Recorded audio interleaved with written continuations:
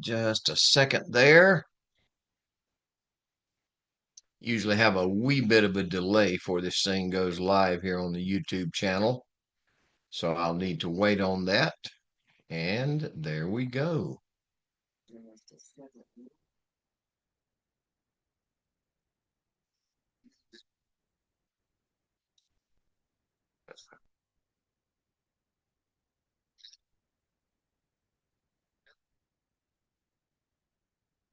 All right, so I'll shut that one down here and let all my folks know that we are back live, living and breathing on the inside there again.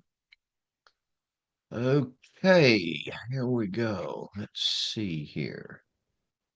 You guys give me just a check here.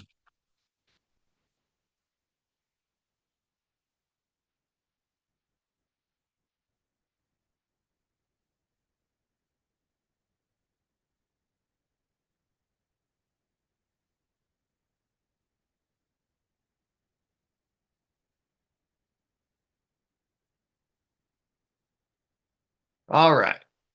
So that's all taken care of there. So we are ready to rock and to roll one more time here.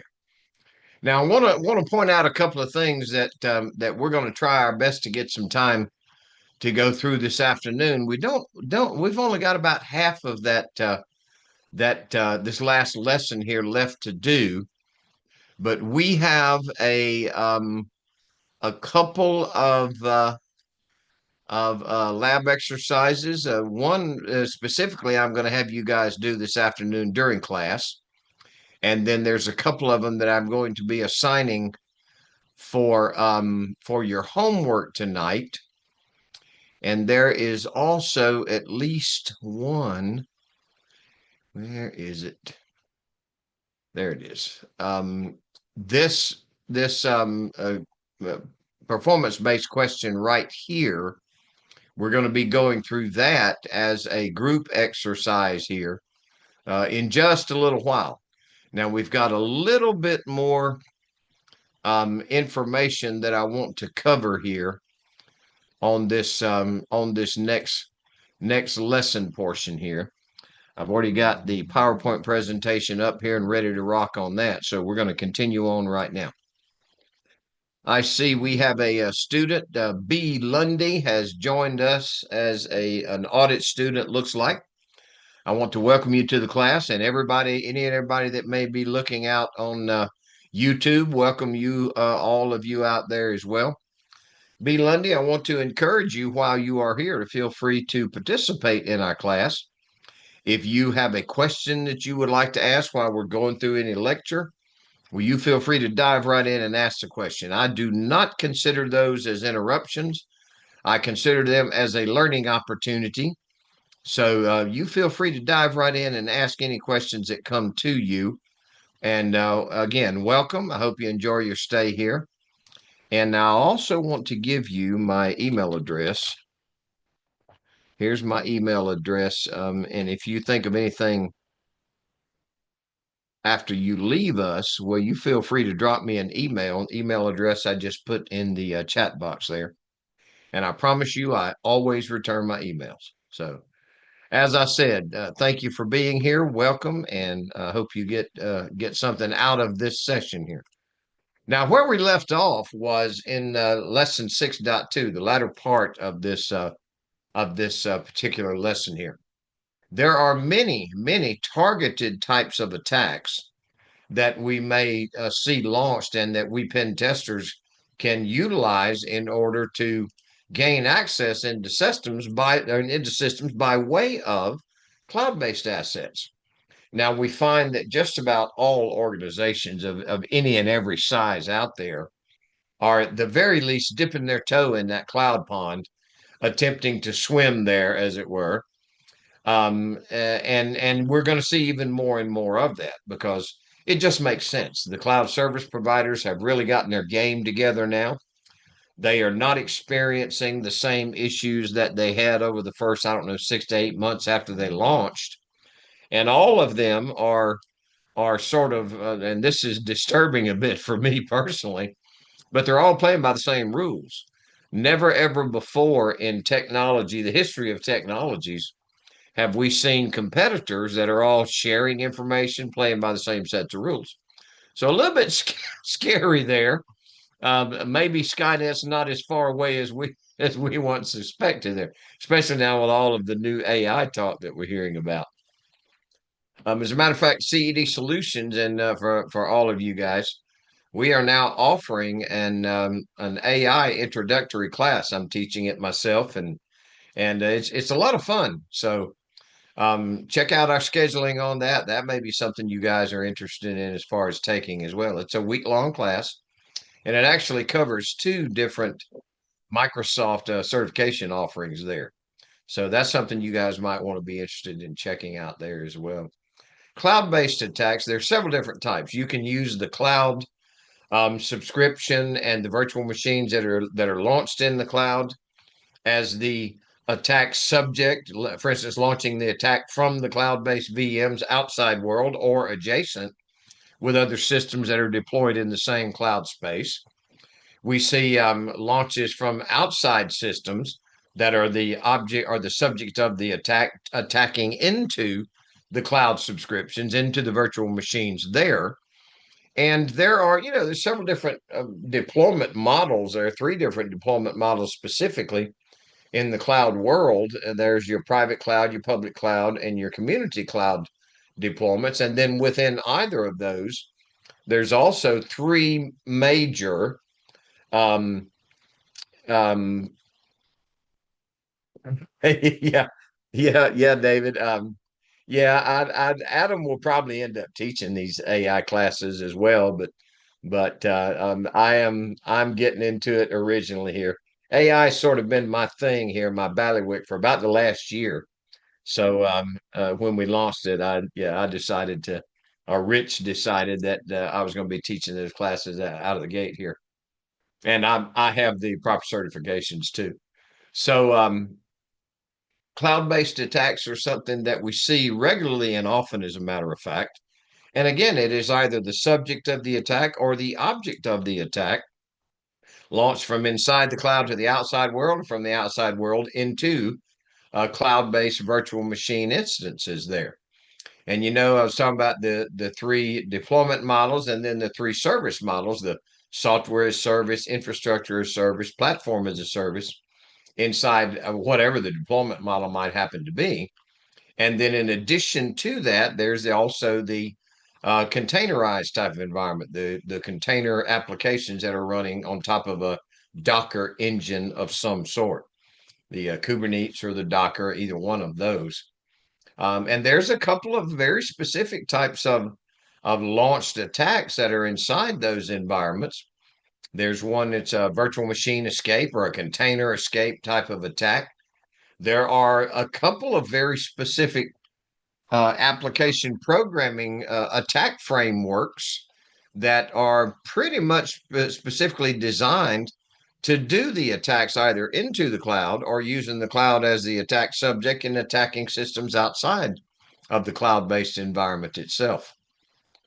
One thing about the cloud-based attacks is that, based upon the service model, if it is software as a service, basically you are in essence leasing software licenses and having those run inside of some cloud virtual machine. Um, so the attacking the software, the application itself would be that type of attack.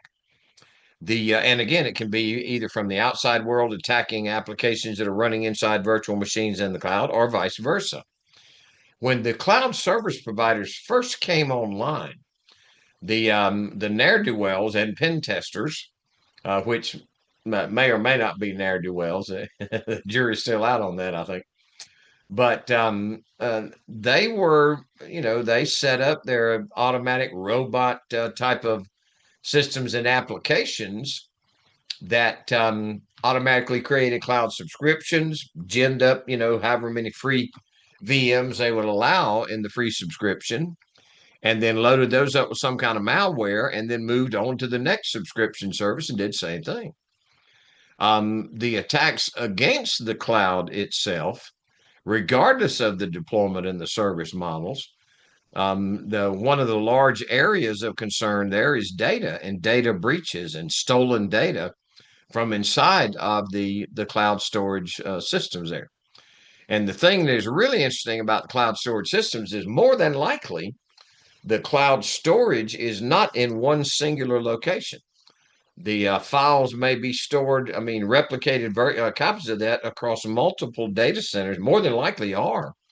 That's one of the ways that all the cloud service providers can guarantee the uptime that many of them write right into their service level agreements. They call it 3 nines, 99.9% uptime. Um, uh, Organizations store very secure data in the cloud. They store all types of intellectual property, trademarks, design specifications, copyrights, things like that. And that data is susceptible to being stolen from inside the cloud. Now, me personally, if I'm a security practitioner in a company, I'm not going to allow any data to be either sent to and from virtual machines in the cloud nor stored in cloud service model unless it's encrypted. Okay. So the theft of that information, the exfiltration of that information can have some pretty drastic consequences up to and including civil and criminal prosecutions, liabilities there. Cloud-based attacks are those that are, the types of attacks are pretty much the same kind of attacks we would experience in the physical world. Okay, you have attacks on information, your data services. You have attacks on the directory services, the identity and access management systems. Those have to be configured with the same fervor and security concept as the on-premise directory services do, because just because it's a virtual machine doesn't mean it's not a real entity. They are. So, and the virtual machines and entire virtual networks are defined as part of these cloud implementations. So it's just another way of computer processing data, running systems, running applications. And it just happens to be launched as a virtual machine, but there's physical hardware up there somewhere that actually allows hosting these things. And the cloud implementations, they must needs be configured and secured the same with the same fervor and attention paid to those as we do our physical desktop systems in our own on-premise data centers.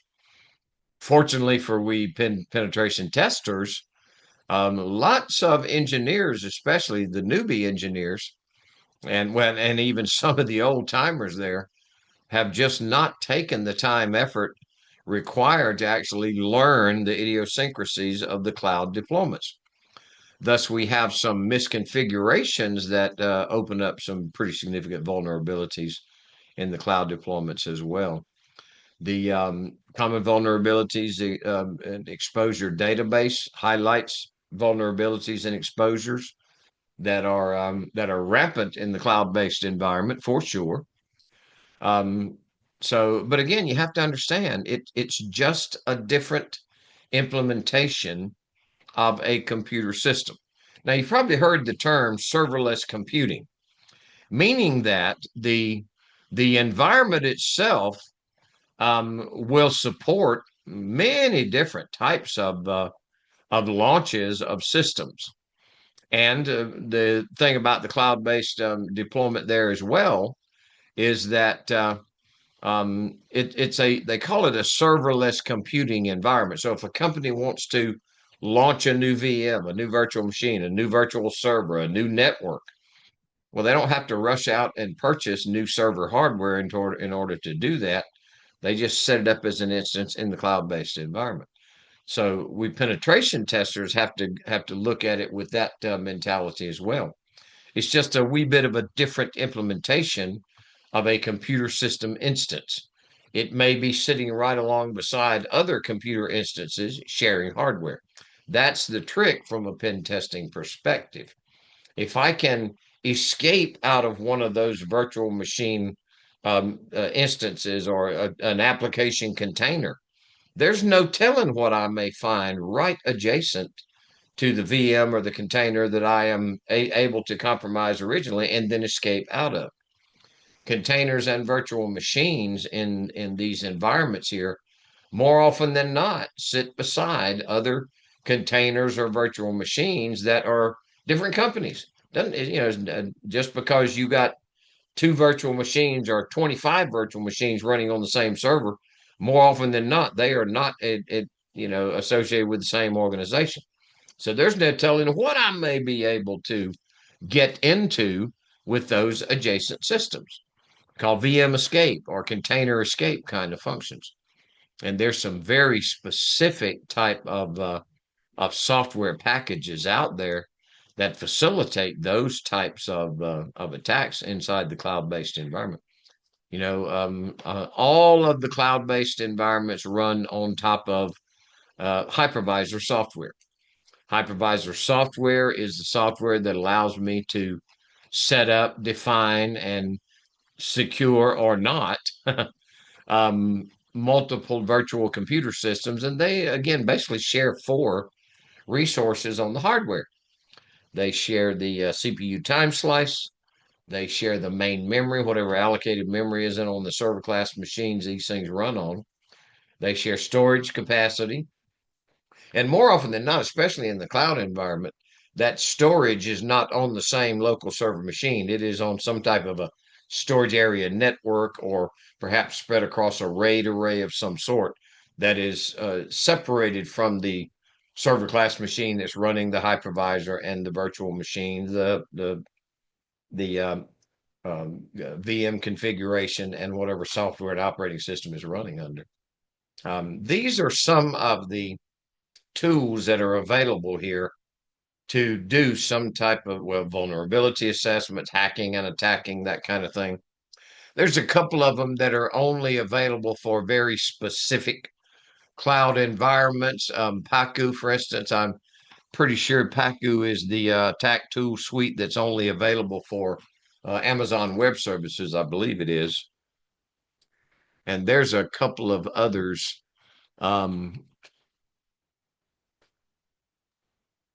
A couple of other tool suites that are only available for, excuse me, for, yes, Amazon Web Services. That's their exploitation framework inside of AWS.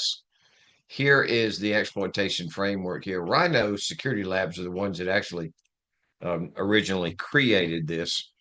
It's open source. You can get all the source code from the GitHub source library. So that's Pacu. There's one on there. It's also called a Scout Suite. Scout Suite. This guy right here. That is the one that is. It's pretty much it's independent. It's available pretty much across the board for all of your cloud providers here.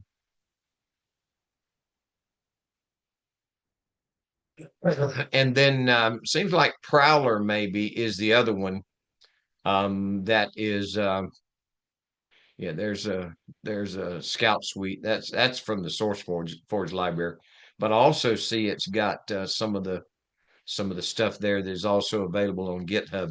Most of these open source packages here are you can get the source code, the open source code from either GitHub or SourceForge, either one. But this one is multi-cloud. It's not any particular cloud service provider specific. And Prowler, it seems like Prowler is also an Amazon Web Services, I believe. Specific to AWS. I mean, it doesn't go across all of the. Well, no, I guess it does. Security, AWS, Azure, Google. Okay, so it goes across the board in all of those. So Pacu is the one then that is specific only to the Amazon Web Services cloud-based environment there.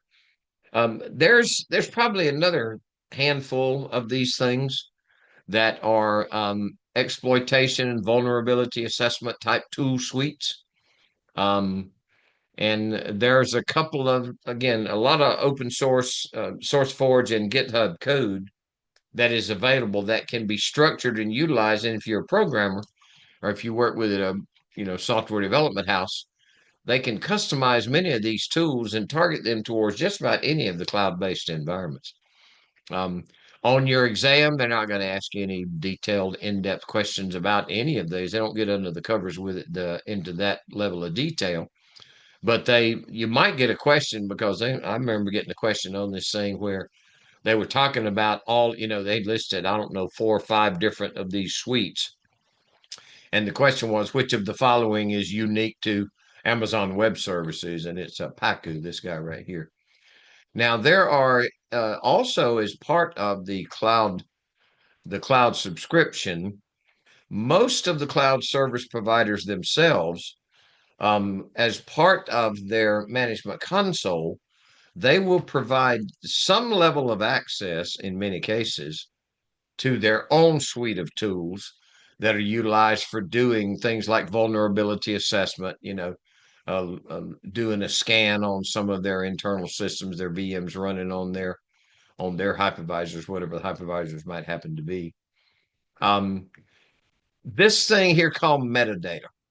Metadata, as you guys probably know, it's an enhancement and is an extension of basically documentation type of information that further defines the functionality, in this case, of the cloud-based environment. There are metadata that is associated with database engines, oftentimes, that are utilized in the cloud-based environment. There are metadata that is associated with further defining certain aspects of the cloud implementations themselves, the makeup and the design of, for instance, certain virtual machines. And so it's just a sort of an additional description and definition kind of language there. But the metadata also sort of connects some of the dots of individual virtual machines and systems and implementations inside of the cloud-based environment.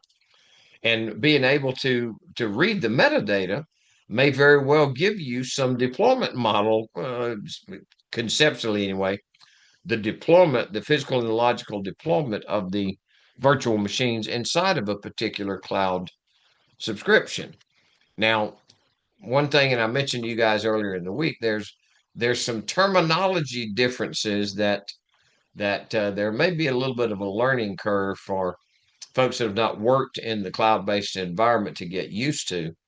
They have all of the same things in the cloud environment that we experience and configure and manage in the physical world, but sometimes they just call them different things.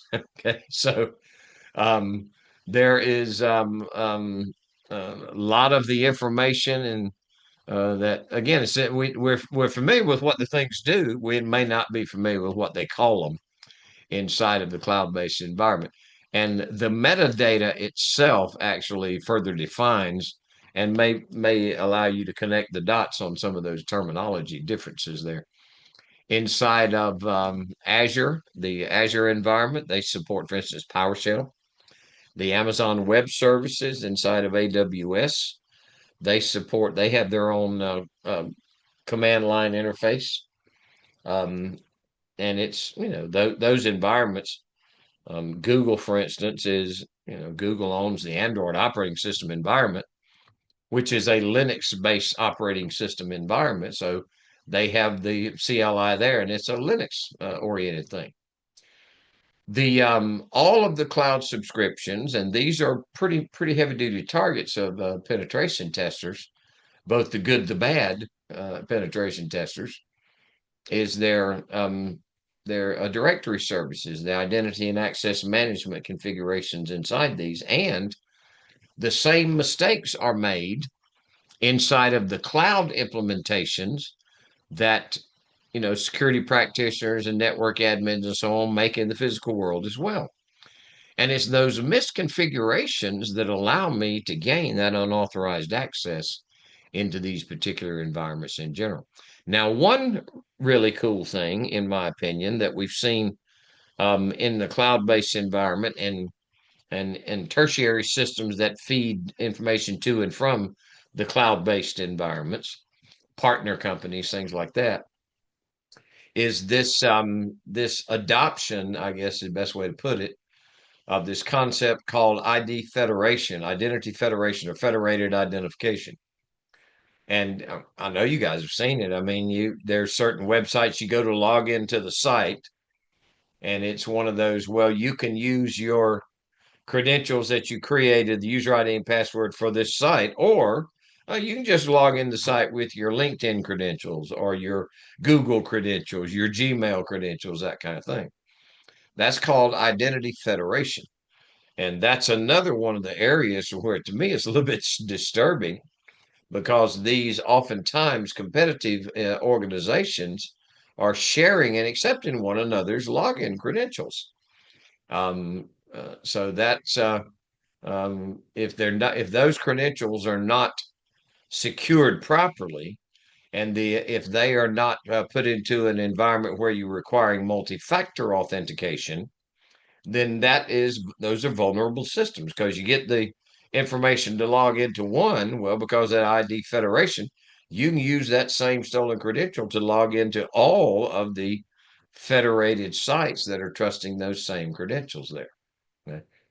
Um, just like in a regular on-base, on-board, on-premise type of environment, if the IAM management or the directory services are weak, well, they're weak across the board there, and we need to take advantage of those as penetration testers, of those same misconfigurations, those same weaknesses, things like that. Okay. Prowler is the tool I was talking about in the Amazon Web Services there. There are a couple of pieces in that tool suite that allow me to specifically attack the AWS servers, and even more specifically with the IAM, the LDAP services in there, the directory services there. So, uh, according to the web service that you're actually going after, they all have their weaknesses and vulnerabilities. Many of these weaknesses and vulnerabilities are also cataloged in the National Vulnerabilities Database, NVD, and the CVE details database. They have many of the same type of logging and capturing of known vulnerabilities in the cloud-based environments as well. Okay. If you have, for instance, web servers that are hosted as virtual machines inside of a cloud-based environment, well, I can use many of the same tools that we talked about earlier, the Burp Suite, those tools there that allow me to, in essence, do vulnerability assessment and launch attacks directly against web servers. Just because it happens to be a virtual machine running in the cloud doesn't make it any less of a web server. So it is also susceptible to those same types of attacks from the outside world. Okay. Prowler is another tool also that not only can I use it as a vulnerability assessment and an attack tool, I can also use the Prowler tool to check the validity and the setup for compliance configurations of systems that are launched as virtual machines inside the cloud, to where they have to meet like HIPAA rules and regulations, compliance regs there. So Prowler will help me identify where systems may or may not be configured properly, so that they could even pass a compliance audit. Okay. So the majority of the weaknesses that we find, and not just in cloud implementations, but as well as cloud implementations, are the same things we've been looking at before: the insecure configurations, improper control system setup to monitor traffic inflow, outflow into the cloud, out of the cloud. The implementation or the programming and the setup of less than secure, shall we say, links, application programming interfaces, configurations in general, as far as the security or lack thereof. Those are all the things I want to probe as a penetration tester. Same things I probe in the outside world, in the physical world.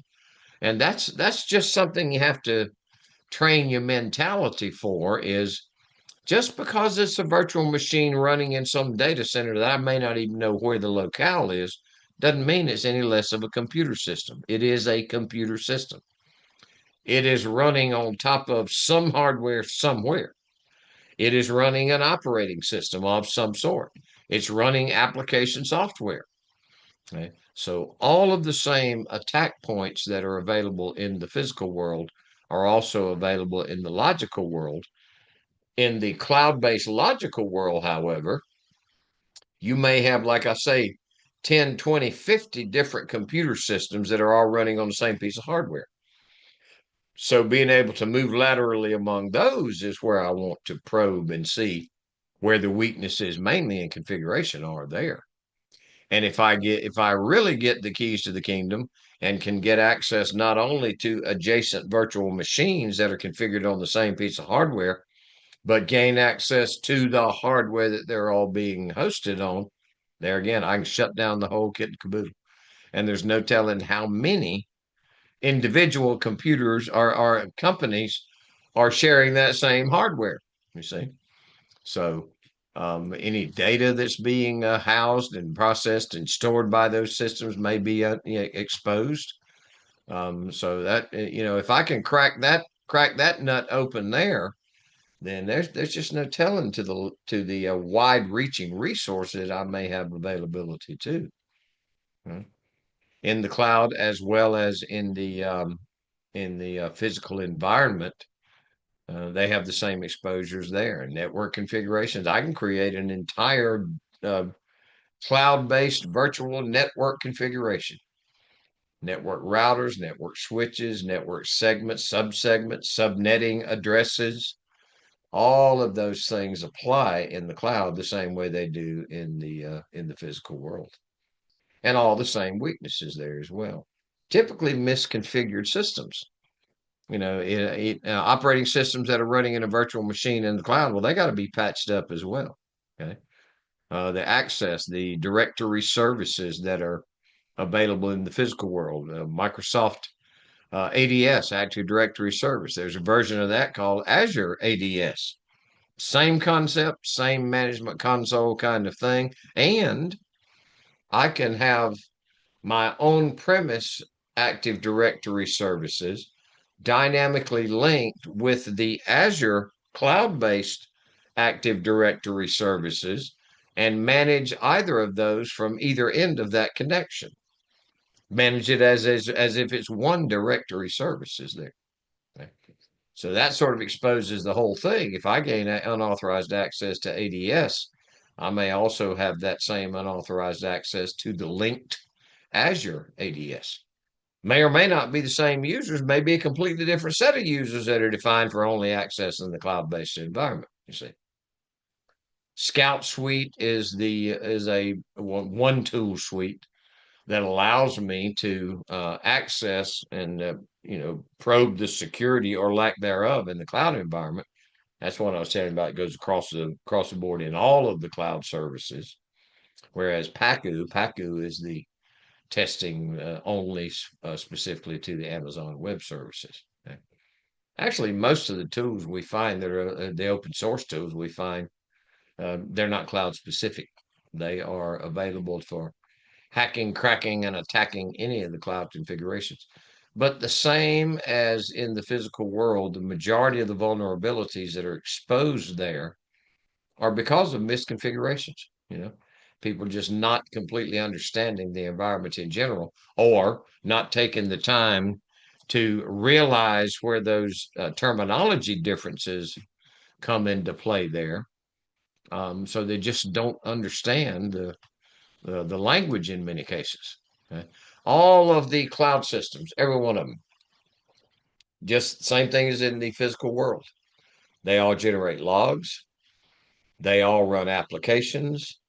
They all have interconnectivity with other objects inside the cloud-based environment. If the security is set up properly on those systems there, the virtual machines there, they require credentials to log into it, user IDs, passwords. Okay. So again, there's very little difference in the actual configuration, anyway, of the virtual machines that are running in the cloud-based environment. It's just a matter of that like I said, you may have one virtual machine that's sharing space on the same server with a dozen or 50 or 100 or 200 other computers just sharing the hardware. Okay. So we also find in many cases, especially the logs, as the logs are generated, well, the same thing in the physical world. Well, are those logs, are they saved off? Is the logging information exposed? Is it encrypted? Is the access to the storage mechanism where the logs are, is that protected? You know, are they using less than secure communication channels from system to system? If they're moving logs up, for instance, to a centralized server, is it a secure environment that they're moving those with? That kind of thing. Now, this is one thing here that, as a security practitioner, has always concerned me, is what they call artifact data. When you store information in a cloud-based environment, um, more often than not, in most of your cloud service providers, say if I have a file and I load it up and store it in a cloud storage somewhere, more than likely that file is not self-contained in one object image on a singular server machine. They use what they call symmetric replication. Most of the cloud service providers will have usually a minimum of 3 data centers in every region on every continent on the planet except for Antarctica so far, and they're going to be upgrading those as well. They are big about using storage area networks with RAID arrays for redundancy and spreading data across striped drives and parity control drives, things like that. And it's the same thing with not just user data, but software images, operating system images, that kind of thing. It oftentimes it's very simple. Again, it's not easy, but it's simple in some cases to introduce malware into some of the storage environments, storage area networks, or even onto some of the RAID arrays that corrupts large swaths of data and with one fell swoop there. So, but again, it goes back to, like I was saying earlier, it's the misconfigurations and the misunderstanding of how those systems must needs be configured that really opens up the vulnerabilities to the good, the bad, and the ugly penetration testers there. Okay. There are also oftentimes, because in many cases, the supply chain utilizes cloud infrastructure for, passing information into and out of, say, an on-premise data center to a cloud vendor or a vendor that may be around on the other side of the planet somewhere. So oftentimes attacks on some entity that is far down the supply chain may sort of fall over into your particular cloud-based environment.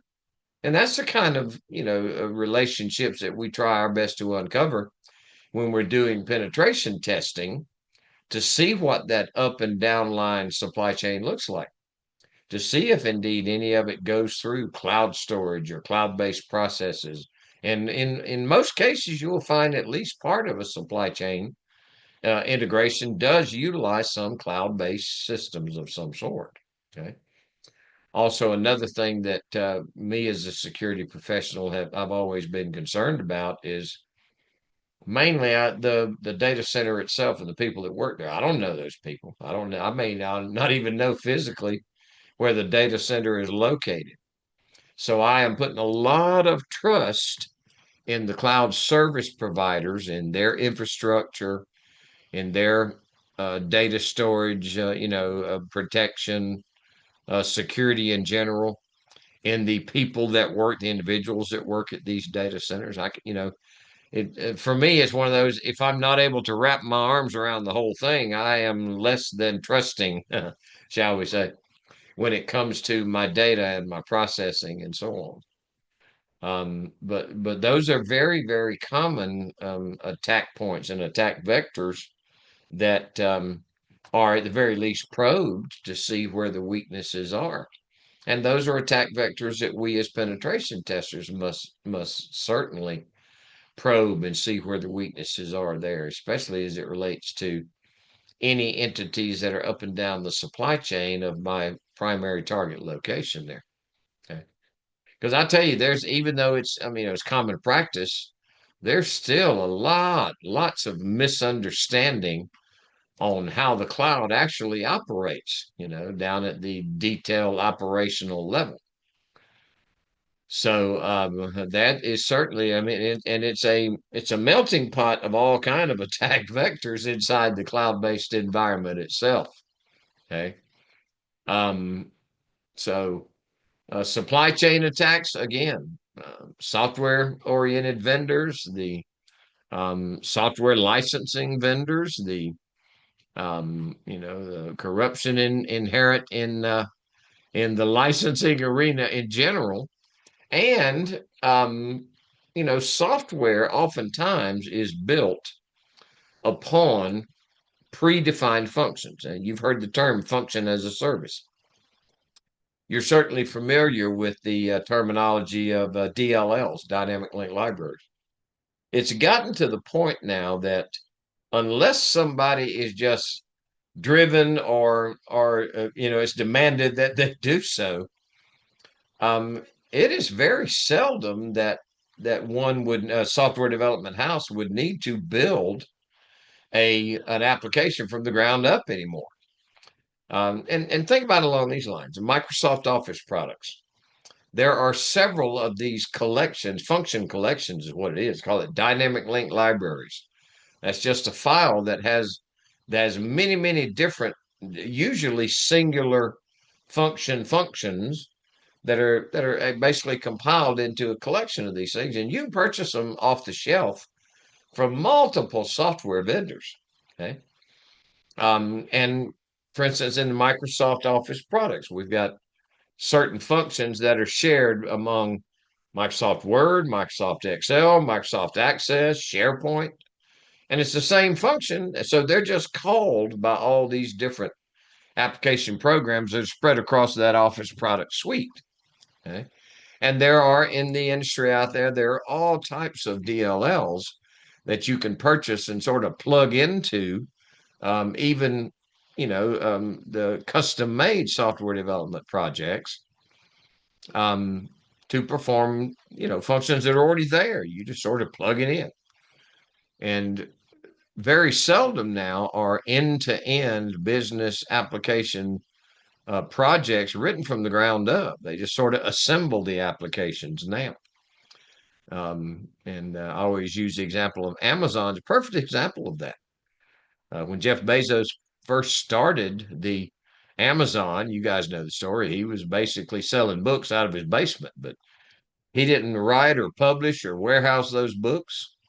He had somebody, he contracted somebody to build him a website. Then he contracted with several publishing houses the ability to hook up their catalogs to his website, had a search engine that somebody else built that he plugged in there, and allowed them to search those catalogs and choose a author or genre or search terms, and they'd find a listing of books, say, oh, I want to buy that one, put it into a shopping cart. Shopping cart was built by somebody else. And then at checkout time, he'd process credit card, electronic payment information. That whole processing thing was built by somebody else. So he basically assembled the end-to-end process using pre-built, predefined functions. And then, it gives us the ability to order something this morning and have it delivered on your doorstep this afternoon. Okay. Now, along the way, of course, Mr. Bezos has built his own warehouses and his own automated warehouse shipping control, mechanism there along the way. But even still, he's plugging into many third-party functions there, that were outside of the end-to-end business process there. So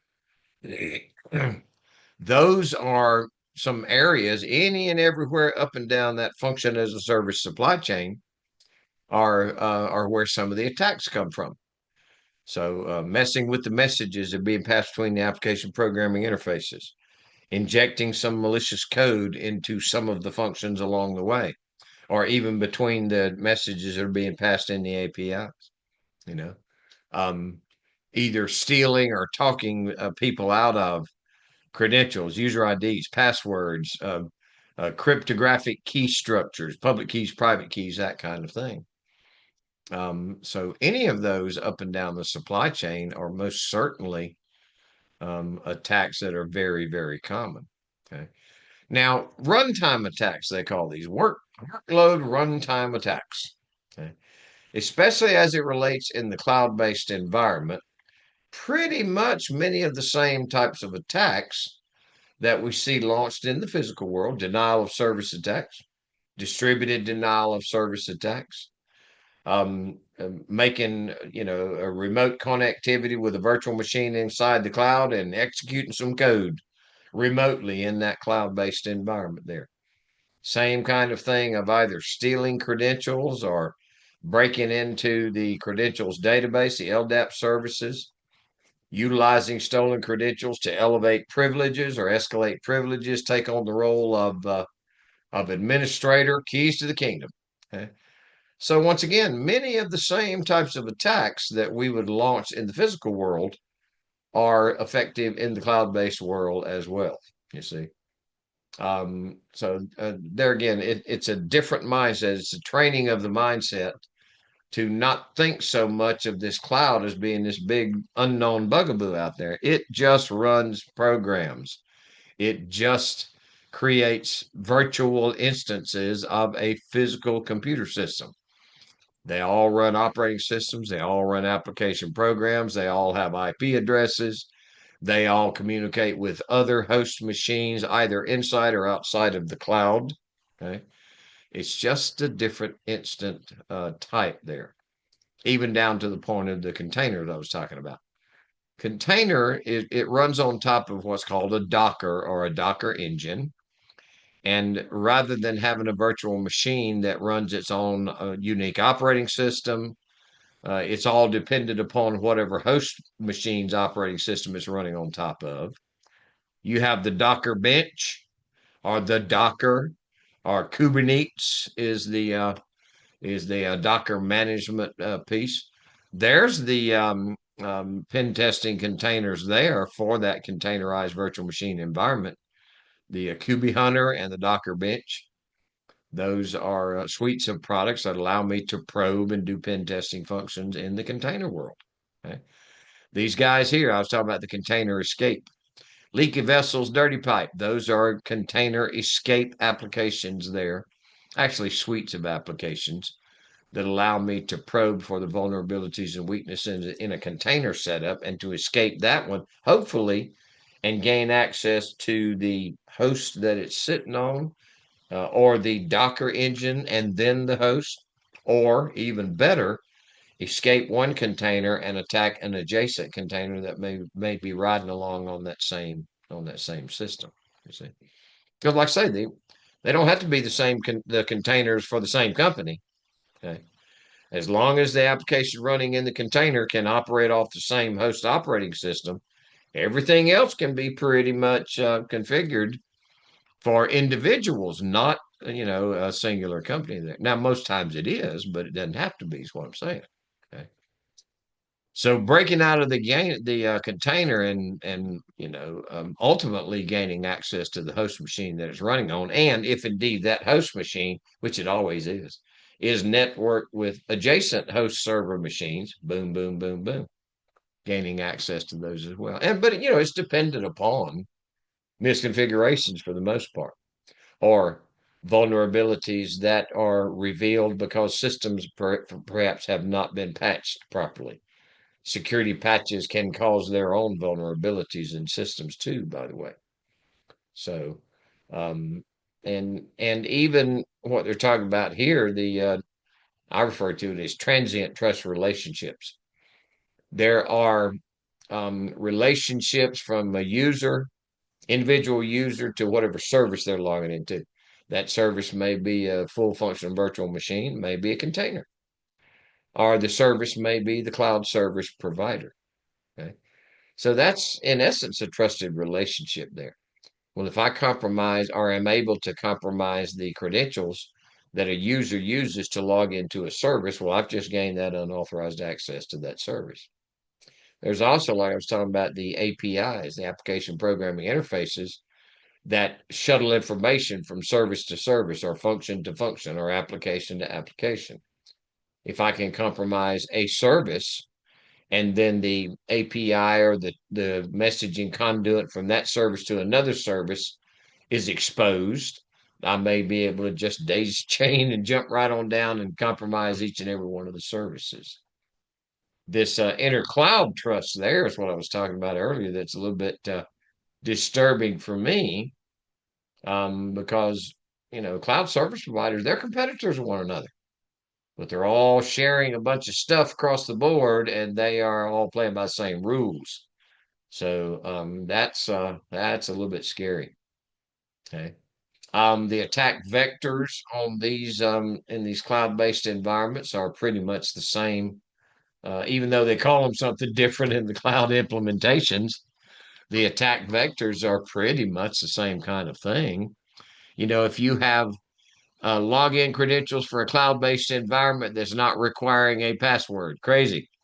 But I've seen them set up that way.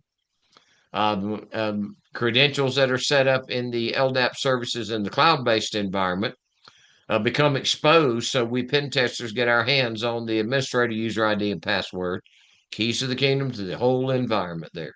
Okay.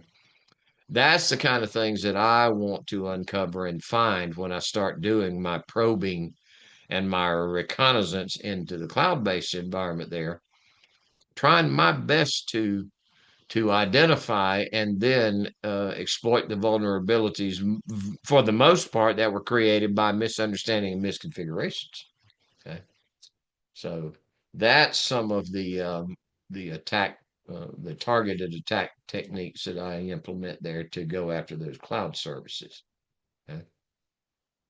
So I talked about the web applications, large target, because so many organizations now are beginning to implement the web services, regardless of whether it is the outward facing, the public internet, the inward facing, the private intranet, or the isolated, structured subnet, DMZ, we called it.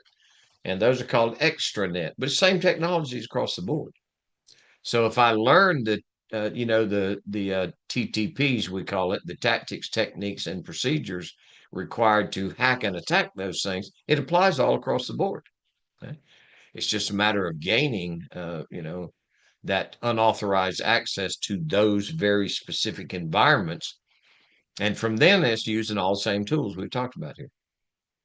You will hear a lot about, and should investigate even more in depth, the Burp Suite.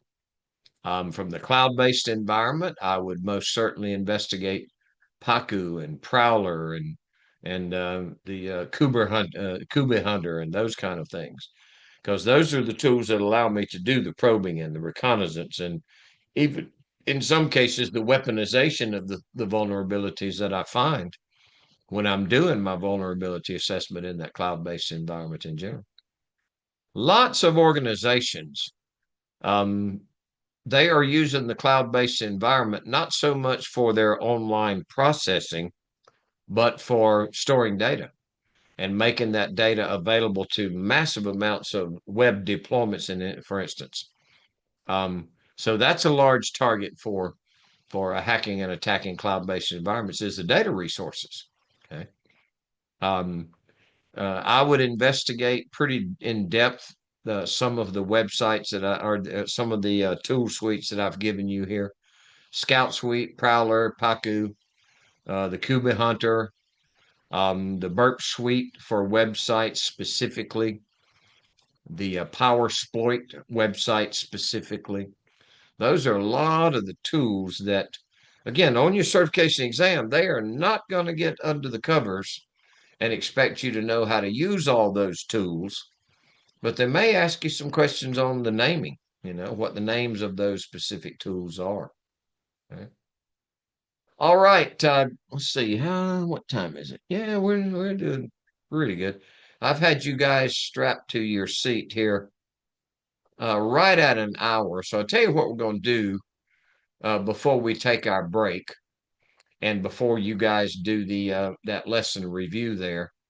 Well, no, you know what? Let's go ahead and do this. Let's go ahead and do the module quiz first and go ahead and take the quick afternoon break. And then when we come back, we'll jump back in. I've got at least one performance-based question that I want to go through.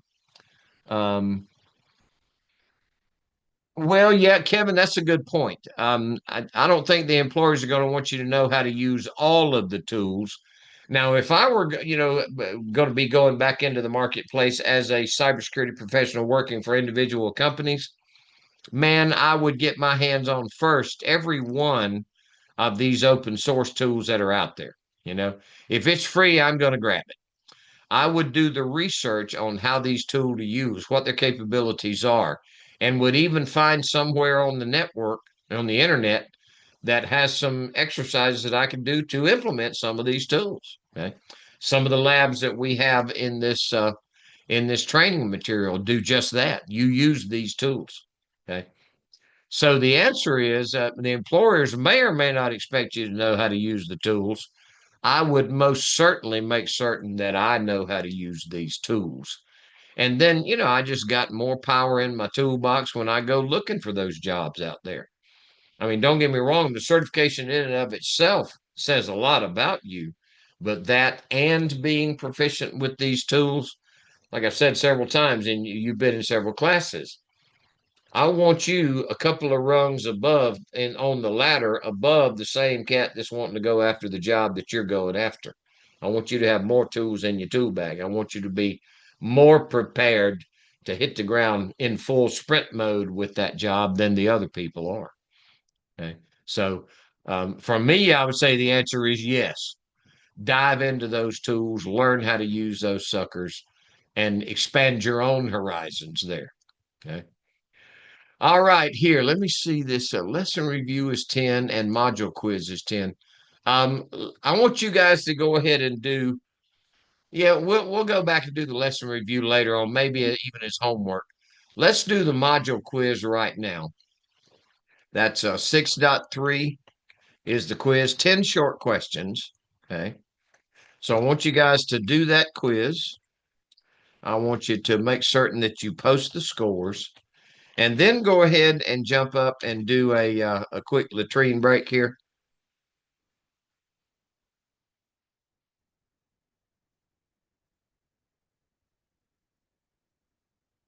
So I'm going to set your timer up for 15 minutes here. That'll give you plenty of time to do both the quiz and a quick break. And when we come back, we are going to dive right into this performance-based question that I want to work through as a group.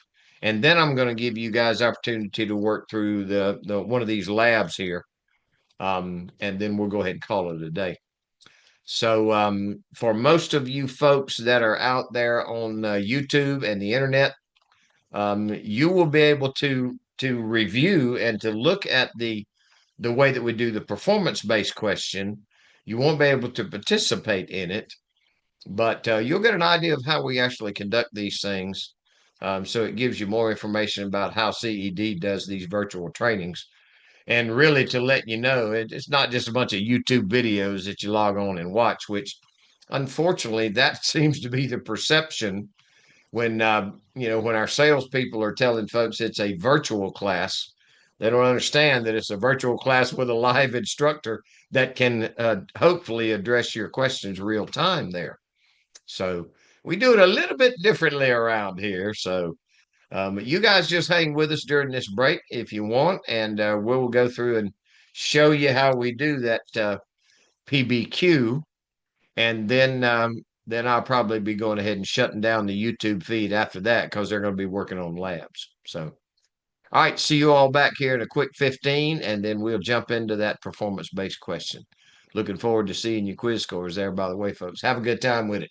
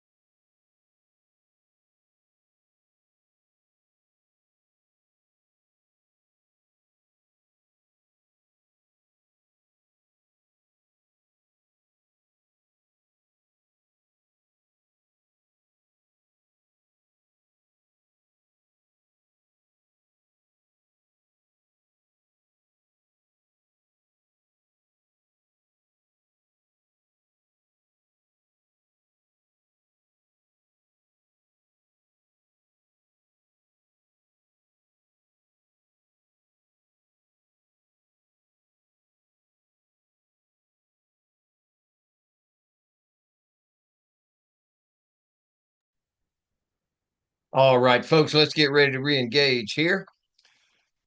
Yeah. I told you all I wanted to work through this performance-based question, and then I'm going to have you guys finish up the afternoon with a lab exercise. First, and we're going to keep broadcasting on YouTube through this performance-based question here, because I want everybody that might be listening out there to see how we actually do this. Let me find it. There it is. Resource misconfiguration attacks here is the performance-based activity here. Now, you guys know this. These are on your exam. You'll get 4, maybe 5 of these. They are indeed scenario-based. You have access to the scenario, and then you actually configure the answers on the screen using combinations of radio buttons, check boxes, drop-down list boxes, and even in some cases they'll have boxes, areas in the screen where you'll drag and drop items in order to configure your answer here. So here is the scenario as we see it on this particular PBQ. Now, again, remember when you take these on your exam, it's the same thing here. You can close or open these scenario instructions back up at will. So this is the scenario. You are a penetration tester hired by a fintech company to assess their cloud infrastructure security. Your assignment is to identify and exploit potential vulnerabilities in network configurations, IAM roles, exposed storage buckets, and public access settings using cloud auditing tools like Scout Suite. Your goal is to discover misconfigurations and simulate an attack based on your findings. In your initial assessment, you find that the company's virtual private cloud is divided into 3 segments with the following firewall rules. Segment A allows traffic from any IP address to all ports. Segment B allows traffic only from the 192.168.1.0 subnet and only on port 22. Segment C denies all inbound traffic. Next, you review the identity and account management or identity and access management roles and their assigned permissions. The admin role is granted full access to all AWS services. The development role or dev role has access to EC2 instances and read-only permissions on S3. EC2, as you guys know, that's a specific configuration of a machine. That's a template, is what that is. Read-only role is assigned read-only access to all services. And the backup admin role includes access to server 3, S3, and the ability to delete EC2 instances. Now remember, we can display and hide these scenario instructions here at will. So if you need to review them again, just ask and we'll bring those back up. Based on the scenario, use the drop-down selectors to select a network auditing tool and use the radio selectors and checkboxes to configure the appropriate IAM roles, then use the drop-down selectors to sequence the attack steps. Okay. Select the tool for network auditing. Would that be Nmap, Scout Suite, TCP dump, or Wireshark? Okay. Chris says Scout Suite. Does anybody concur with that?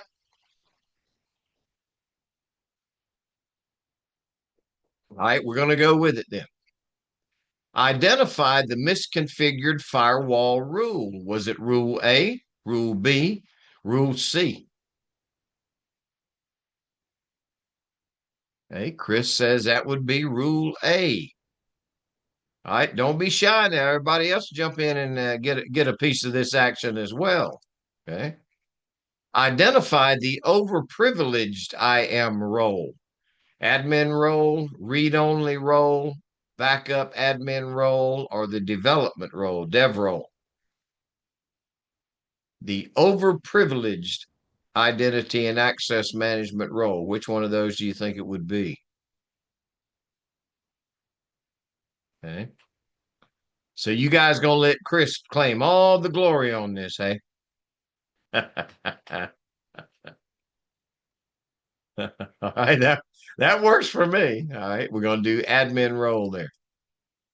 Okay, and then select the permissions to remove. Is it S3, EC2 template configuration, the IAM, or the RDS? Which permission? And you can select, of course, multiples of these. They're all checkboxes. So in this particular environment, which permission should we remove?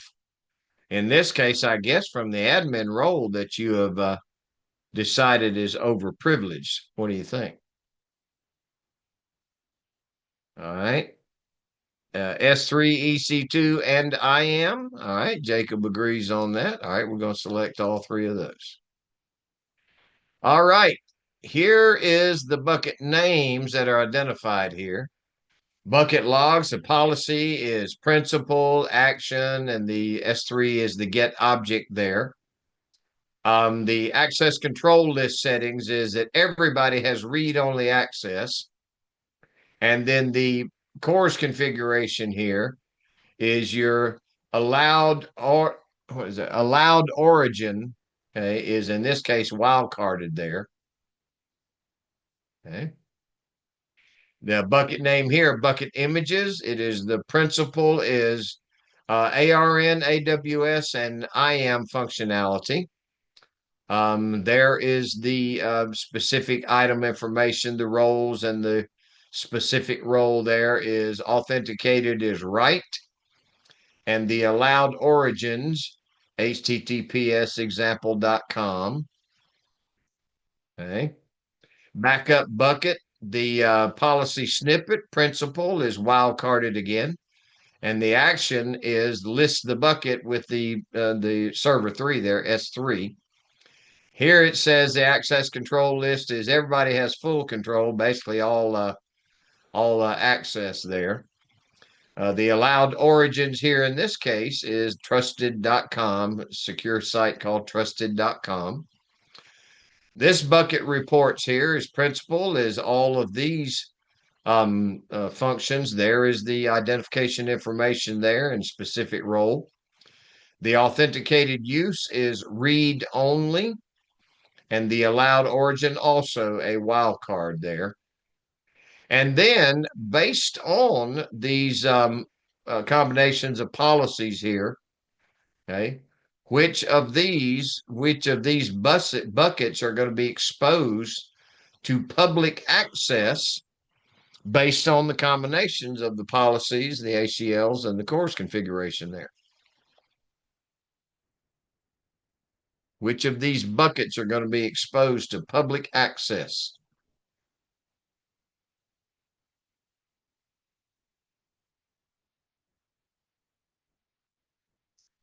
Okay, Chris says logs, backup, and reports. William says logs and reports.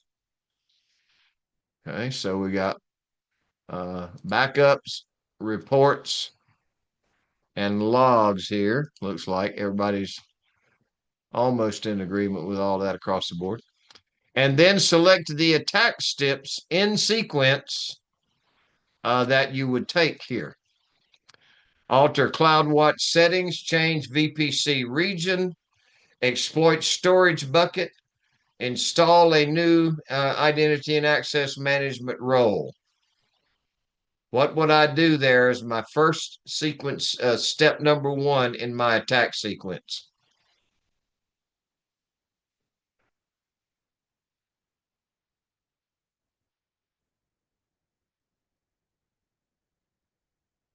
All right, Chris says we want to exploit the storage bucket.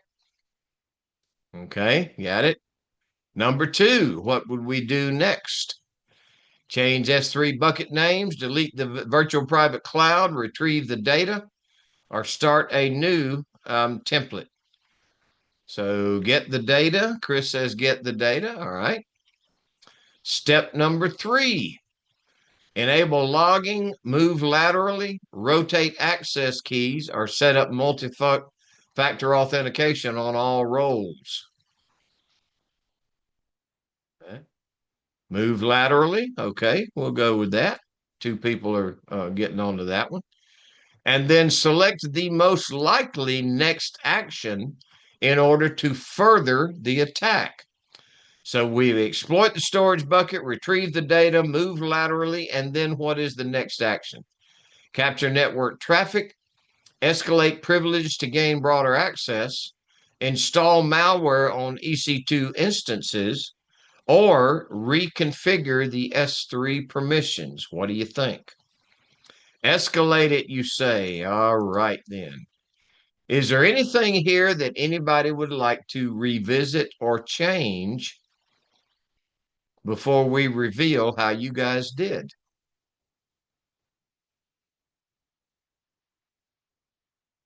All right. Drum roll, please. Here we go. Boom. Look what you guys did. 14 out of 15. Now let's see which one you got wrong there. Yep, that's what I thought. This guy right here. Okay. You don't want those permissions highlighted because these are actually the only 2 permission buckets that were actually addressed in the scenario, if you'll remember. Okay. But I tell you what, 14 out of 15, you nailed that sucker, guaranteed.